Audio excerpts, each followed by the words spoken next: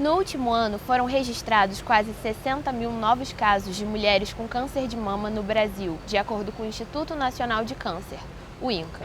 Esse é o tipo de câncer que mais mata mulheres no país. Renata Martins Amaral tem uma amiga que foi diagnosticada com a doença. E a partir daí, ela começou a pesquisar como as mulheres lidavam com a doença a partir de experiências compartilhadas na internet. A tese recebeu menção honrosa no concurso de teses do Centro de Teologia e Ciências Humanas.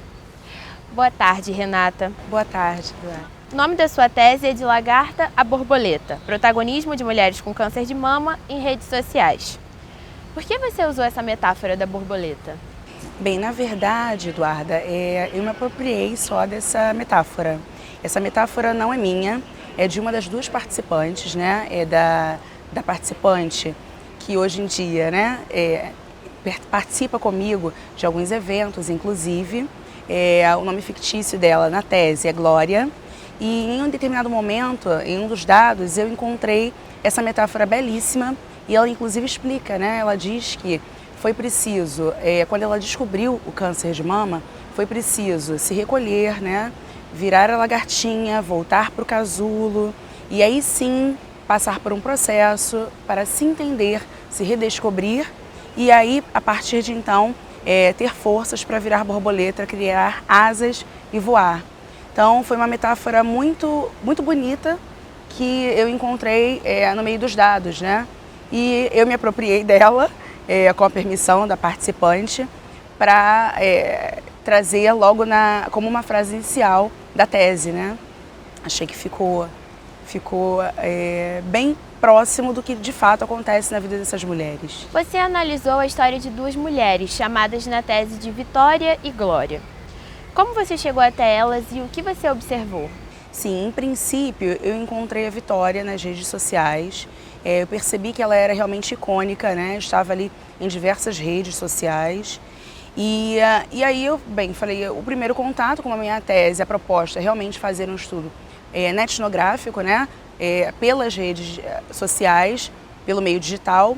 Então eu mandei uma mensagem para ela. Depois de acompanhá-la, né, nos espaços públicos, eu resolvi mandar uma mensagem pelo Facebook. E aí ela me respondeu um dia depois ou 2 dias depois e bem feliz, dizendo que obviamente queria participar. Eu expliquei na ocasião, isso foi 2014, na ocasião a tese nem tinha ainda o foco de protagonismo, mas eu cheguei até ela com muita facilidade. E isso realmente me ajudou também a entender que ela era protagonista, né, dessa causa. Enfim, e aí eu cheguei até a Vitória, expliquei toda a proposta, né, do estudo, o interesse de pesquisa e ela aceitou prontamente. Meses depois, eu comecei a buscar a minha segunda participante, a ideia era buscar 2, justamente para trazer esse quantitativo, não podia ser um quantitativo muito grande de mulheres, porque era um estudo realmente com um olhar bem, como eu posso dizer, com uma proposta bem ousada, né, olhar para múltiplos espaços. Então eu não para dar profundidade ao estudo, eu não poderia trabalhar com muitas participantes. E eu achei que o número 2 fosse realmente emblemático, porque remete ao par de mamas, né, que nós temos, e eu achei que faria sentido. E aí, meses depois de fazer o contato com a Vitória, eu encontrei a Glória também pelas redes sociais, também entendendo que elas duas são pessoas que têm grande influência, né, sobre as outras, e eu percebi isso através da interação nas redes sociais, muitos seguidores, mulheres e homens, muitas pessoas que estão passando pelo tratamento, parentela, amigos, que de certa forma se solidarizam e também se sentem inspirados pelas histórias dessas mulheres. Como você falou, você fez um estudo etnográfico. O que é exatamente isso? O estudo etnográfico ainda é bem recente na literatura, né? O que a gente tem aí como a etnografia tradicional. E partindo de uma etnografia tradicional, que vai se registrar o grupo, enfim, as participantes, ir a campo, né, que é a etnografia tradicional, mais recentemente, até com o advento das tecnologias de informação e comunicação, nós temos uma proposta que é investigar o ambiente virtual, alguns autores preferem tratar como meio digital, enfim. E uma das denominações para esse tipo de investigação é a netnografia, né? Eu sigo aí essa nomenclatura de Robert Cozenet, mas outros autores, como Hein e outros mais, utilizam a etnografia virtual, né? Ou etnografia no cyberespaço. Foi uma questão de preferência e também se alinha algumas perspectivas que os autores trazem. E esse registro não só no espaço virtual, né, na etnografia, como também eu trabalho múltiplos espaços, então eu não trabalho somente um espaço, digamos, uma plataforma, né? Eu investigo 4 espaços de cada uma dessas 2 participantes. Então, além de ser um estudo etnográfico, ele tem uma perspectiva multi-sited, ou seja, ele acontece em espaços múltiplos.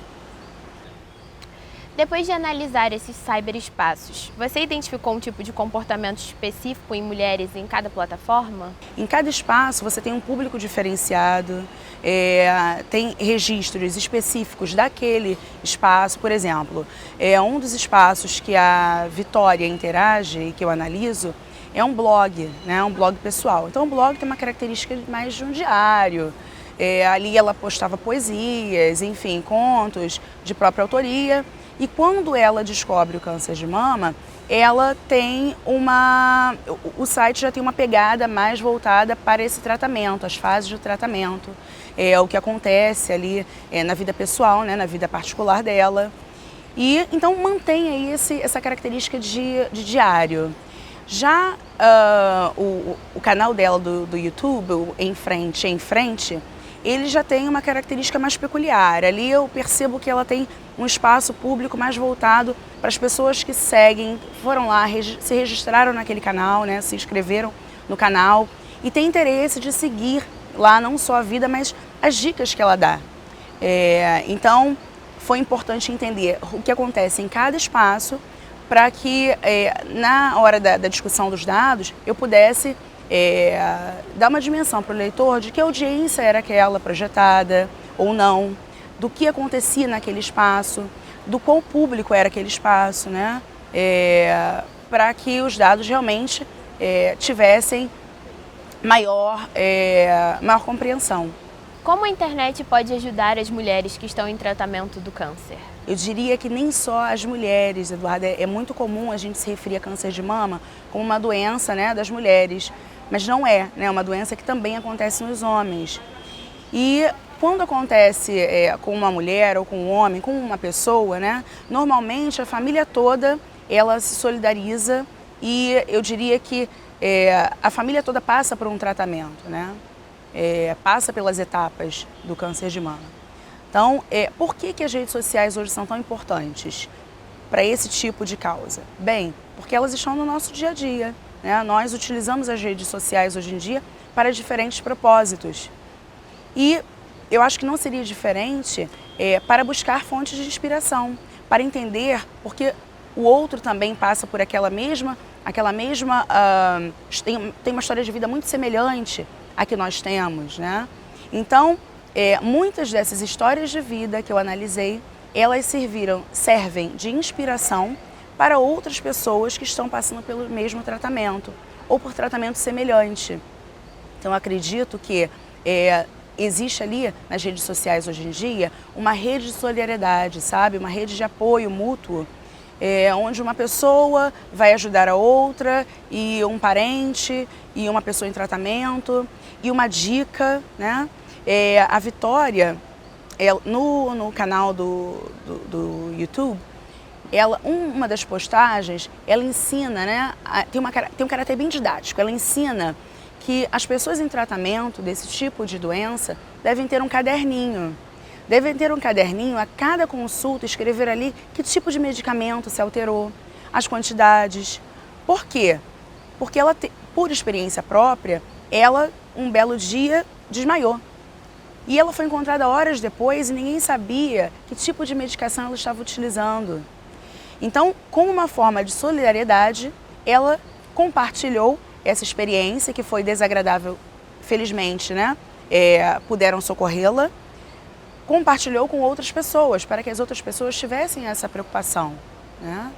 Então, é uma rede de solidariedade realmente, é uma rede de apoio que se forma.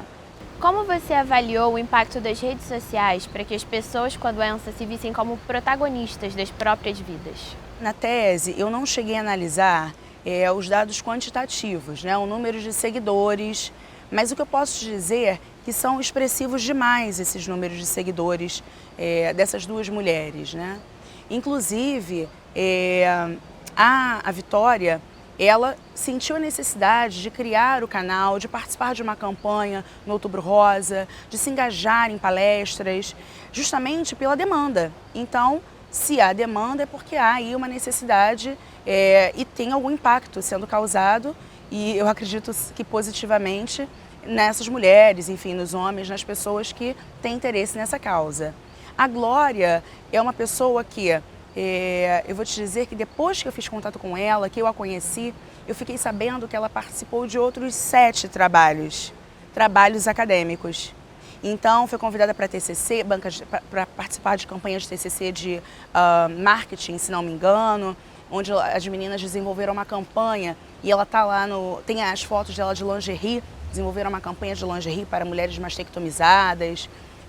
Um outro trabalho belíssimo também, de um estudante de mestrado, foi ver o lado da violência, do assédio moral que ela sofreu, violência doméstica, enfim. Então ele teve um outro olhar sobre a história dela. E tese realmente de doutorado foi o primeiro interesse, né? Foi o meu. Mas só para você ter noção, como ela é tão importante, ela é tão... Enfim, para mim ela é importante demais, mas ela é tão expressiva, ela é tão icônica nas redes sociais, que não só eu, né, encontrei, de certa forma, nem a Vitória nem a Glória, né? Outras pessoas perceberam também esse protagonismo. Muito obrigada, Renata. Obrigada a você. Eduarda Gomes para a TV PUC.